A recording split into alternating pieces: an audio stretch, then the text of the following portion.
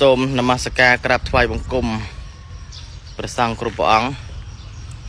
ហើយក្នុងថ្ងៃនេះជាងបានចាប់ដើមទៅឡើងជញ្ជាំងហ្នឹងគឺផ្សារដាច់ពីក្រោមមកបានយកមកចាប់នៅជញ្ជាំងហើយនៅស្វានវិសដើម្បីបញ្ចប់នៅជញ្ជាំងថ្មនេះហើយដល់ពេលចាប់ជញ្ជាំងចេះឃើញធំទលាយខាងក្នុងធំទលាយល្អហើយស៊ីម៉ង់ខាងក្រោយនេះម្សិលមិញក៏ប៊ីហើយដែរស៊ីម៉ង់សមិនសូវប៊ីណាប៊ីពីក្រោយហើយនៅសល់លាបថ្នាំលាបថ្នាំពើសមកជុំទៀតគឺហើយ 100% អ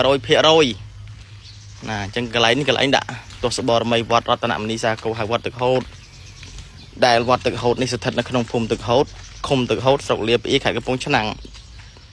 នេះជញ្ជាំងបងជញ្ជាំងដែកដែលបានផ្សារមិនមិញសទាំងអស់បងជញ្ជាំងក៏សដែកបាញ់ថ្នាំក៏សនេះទៅសទាំងអស់បងសទាំងអស់ហើយការ៉ូក៏សដែរការ៉ូតែឥឡូវជាពាក់ដេប៉ូគ្រឿងសម្ដង់គេឡើង3លានជាងហើយអញ្ចឹងញាតិញោមបងប្អូនកូនចៅមានសទ្ធាអីចូលរួមផងម្នាក់$1 $2អីក៏នឹងបានសងថ្លៃដេប៉ូខ្លះហើយនេះការ៉ូពណ៌សដាក់រៀបខាងក្នុងនេះពណ៌រៀបខាងក្នុងហើយដល់ពេលចាប់ជញ្ជាំងដែកចេញមកគឺធំទលាយស្រឡះល្អធំទលាយ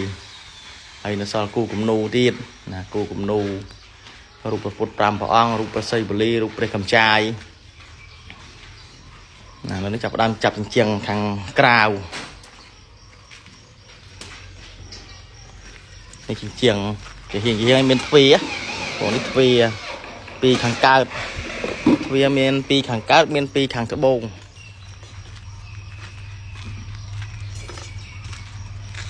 ហើយចាប់ជញ្ជាំងហើយសម្រាប់បាន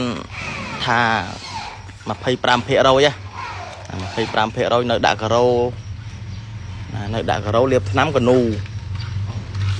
ដាក់ការ៉ូរៀងយូរនៅដាក់ការ៉ូនៅលាបថ្នាំនៅកនូនៅទ្វារទៀតនៅទ្វារនៅភ្លើងពូលនៅភ្លើងពូលនៅគេហៅថាអាសនៈថ្នាក់ខាងក្នុងធ្វើផ្សារអាសនៈថ្នាក់ហើយ